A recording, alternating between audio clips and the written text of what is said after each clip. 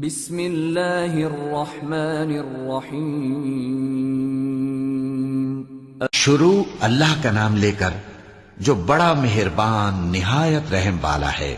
الف لام را، یہ ایک پر نور کتاب ہے، اس کو ہم نے تم پر اس لیے نازل کیا ہے کہ تم لوگوں کو اندھیروں سے نکال کر روشنی کی طرف لے جاؤ، یعنی ان کے پروردگار کے حکم سے عزت والے خوبیوں والے مالک کے راستے کی طرف، یعنی اس اللہ کے راستے کی طرف کہ جو کچھ آسمانوں اور زمین میں ہے سب اسی کا ہے۔ اور ان کافروں کے لیے عذاب شدید کی وجہ سے تباہی اور بربادی مقدر ہے، جو آخرت کے مقابلے میں دنیاوی زندگی کو پسند کرتے اور لوگوں کو اللہ کے راستے سے روکتے اور اس میں کجی چاہتے ہیں۔ یہ لوگ بڑے دور کی گمراہی میں ہیں، اور ہم نے کوئی پیغمبر نہیں بھیجا مگر وہ اپنی قوم کی زبان بولتا تھا تاکہ انہیں احکام الہی کھول کھول کر بتا دے۔ پھر اللہ جسے چاہتا ہے گمراہ رہنے دیتا ہے اور جسے چاہتا ہے ہدایت دیتا ہے، اور وہ غالب ہے، حکمت والا ہے۔ اور ہم نے موسیٰ کو اپنی نشانیاں دے کر بھیجا کہ اپنی قوم کو تاریکیوں سے نکال کر روشنی میں لے جاؤ اور ان کو اللہ کے دن یاد دلاؤ، اور اس میں ان لوگوں کے لیے جو صابر و شاکر ہیں نشانیاں ہیں۔ اور جب موسیٰ نے اپنی قوم سے کہا کہ اللہ نے جو تم پر مہربانیاں کی ہیں ان کو یاد کرو، جبکہ اس نے تم کو فرعون کی قوم سے رہائی بخشی، وہ لوگ تمہیں برے برے عذاب دیتے تھے اور تمہارے بیٹوں کو مار ڈالتے تھے اور تمہاری لڑکیوں کو زندہ رہنے دیتے تھے، اور اس میں تمہارے پروردگار کی طرف سے بڑی آزمائش تھی۔ اور جب تمہارے پروردگار نے تم کو آگاہ کیا کہ اگر شکر کرو گے تو میں تمہیں زیادہ دوں گا، اور اگر ناشکری کرو گے تو یاد رکھو کہ میرا عذاب بھی سخت ہے۔ اور موسیٰ نے صاف صاف کہہ دیا کہ اگر تم اور جتنے اور لوگ زمین میں ہیں سب کے سب ناشکری کرو تو بھی اللہ بے نیاز ہے، قابل تعریف ہے۔ بھلا تم کو ان لوگوں کے حالات کی خبر نہیں پہنچی جو تم سے پہلے تھے، یعنی نوح اور عاد اور سمود کی قوم اور جو ان کے بعد تھے، جن کا علم اللہ کے سوا کسی کو نہیں۔ جب ان کے پاس ان کے پیغمبر نشانیاں لے کر آئے تو انہوں نے اپنے ہاتھ ان کے منہوں پر رکھ دیے کہ خاموش رہو، اور کہنے لگے کہ ہم تو تمہاری رسالت کو تسلیم نہیں کرتے، اور جس چیز کی طرف تم ہمیں بلاتے ہو ہم کو اس میں بھاری شک ہے۔ ان کے پیغمبروں نے کہا، کیا تم کو اللہ کے بارے میں شک ہے جو آسمانوں اور زمین کا پیدا کرنے والا ہے؟ وہ تمہیں اس لیے بلاتا ہے کہ تمہارے گناہ بخشے اور ایک مدت مقرر تک تم کو مہلت دے۔ وہ بولے کہ تم تو ہمارے ہی جیسے آدمی ہو، تمہارا یہ منشا ہے کہ جن چیزوں کو ہمارے بڑے پوجتے رہے ہیں ان کے پوجنے سے تم ہمیں روک دو، تو اچھا کوئی کھلی دلیل لاؤ، یعنی معجزہ دکھاؤ۔ پیغمبروں نے ان سے کہا کہ ہاں ہم تمہارے ہی جیسے آدمی ہیں، لیکن اللہ اپنے بندوں میں سے جس پر چاہتا ہے نبوت کا احسان کرتا ہے، اور ہمارے اختیار کی بات نہیں کہ ہم اللہ کے حکم کے بغیر تم کو تمہاری فرمائش کے مطابق معجزہ دکھائیں۔ اور اللہ ہی پر مومنوں کو تو بھروسہ رکھنا چاہیے، اور ہم کیوں اللہ پر بھروسہ نہ رکھیں حالانکہ اس نے ہم کو ہمارے دین کے سیدھے رستے بتائے ہیں، اور جو تکلیفیں تم ہم کو دیتے ہو اس پر ہم صبر کریں گے، اور اہل توکل کو تو اللہ ہی پر بھروسہ رکھنا چاہیے۔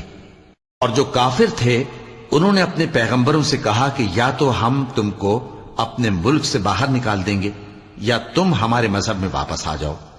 بس ان کے پروردگار نے ان کی طرف وحی بھیجی کہ ہم ظالموں کو ہلاک کر دیں گے اور ان کے بعد تم کو اس زمین میں آباد کر دیں گے۔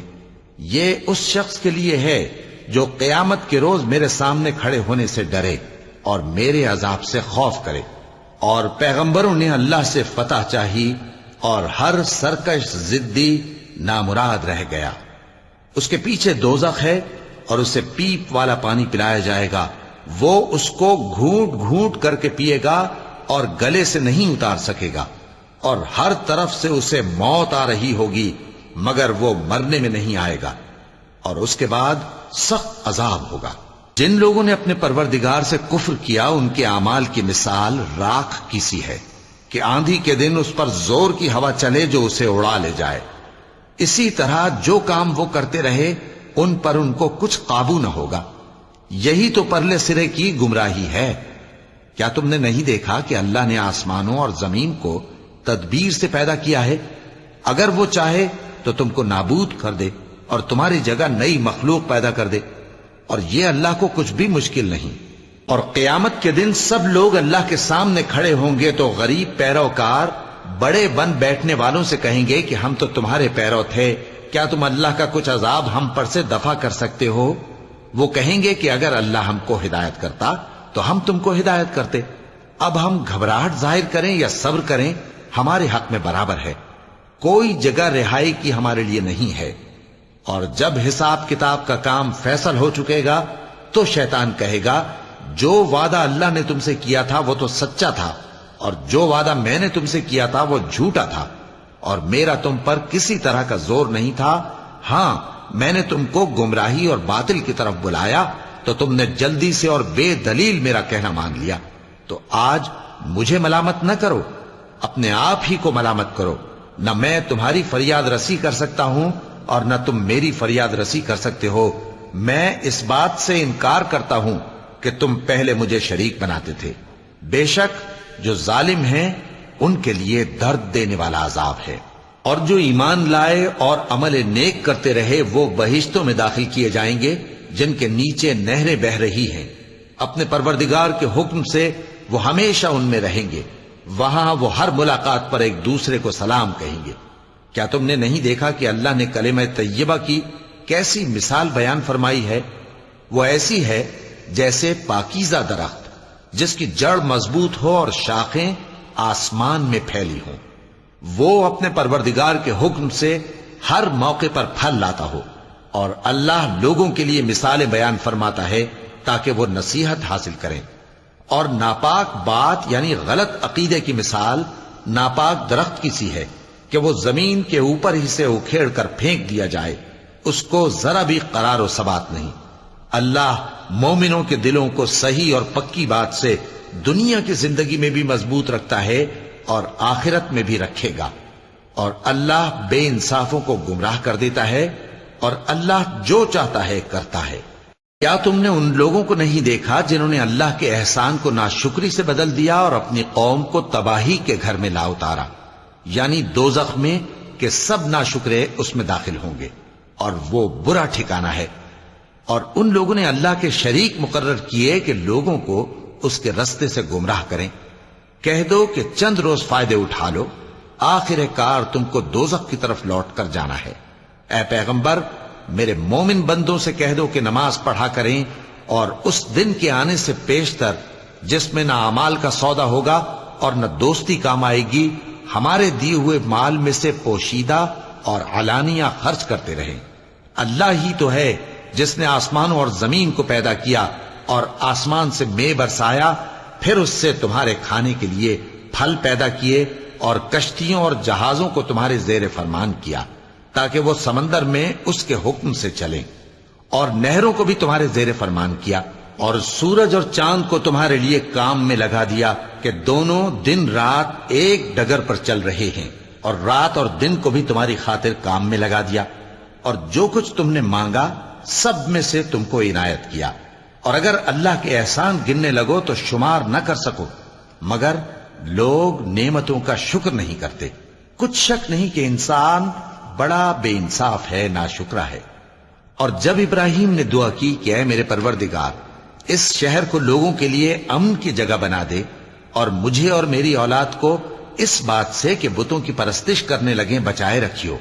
اے پروردگار، انہوں نے بہت سے لوگوں کو گمراہ کیا ہے، سو جس شخص نے میرا کہا مانا وہ میرا ہے، اور جس نے میری نافرمانی کی تو تو بخشنے والا ہے، مہربان ہے۔ اے پروردگار، میں نے اپنی اولاد ایک وادی میں جہاں کھیتی نہیں، تیرے عزت و ادب والے گھر کے پاس لا بسائی ہے۔ اے پروردگار، تاکہ یہ نماز پڑھیں، سو تو لوگوں کے دلوں کو ایسا کر دے کہ ان کی طرف جھکے رہیں، اور ان کو میووں سے روزی دیتے رہنا تاکہ تیرا شکر کریں۔ اے پروردگار، جو بات ہم چھپاتے اور جو ظاہر کرتے ہیں تو سب جانتا ہے، اور اللہ سے کوئی چیز مخفی نہیں، نہ زمین میں نہ آسمان میں۔ اللہ کا شکر ہے جس نے مجھ کو بڑی عمر میں اسماعیل اور اسحاق بخشے، بے شک میرا پروردگار دعا سننے والا ہے۔ اے پروردگار، مجھ کو ایسی توفیق عنایت کر کہ نماز پڑھتا رہوں اور میری اولاد کو بھی یہ توفیق بخش۔ اے پروردگار میری دعا قبول فرما۔ اے پروردگار حساب کتاب کے دن میری اور میرے ماں باپ کی اور مومنوں کی مغفرت کیجو۔ اور مومنوں یہ نہ سمجھنا کہ یہ ظالم جو کام کر رہے ہیں اللہ ان سے بے خبر ہے، وہ ان کو اس دن تک مہلت دے رہا ہے جبکہ دہشت کے سبب آنکھیں پھٹی کی پھٹی رہ جائیں گی اور لوگ سر اٹھائے ہوئے میدان قیامت کی طرف دوڑ رہے ہوں گے، ان کی نگاہیں خود اپنی طرف لوٹ نہ سکیں گی اور ان کے دل مارے خوف کے ہوا ہو رہے ہوں گے۔ اور لوگوں کو اس دن سے آگاہ کر دو جب ان پر عذاب آ جائے گا، تب ظالم لوگ کہیں گے کہ اے ہمارے پروردگار ہمیں تھوڑی سی مہلت عطا کر تاکہ ہم تیری دعوت توحید قبول کریں اور تیرے پیغمبروں کے پیچھے چلیں۔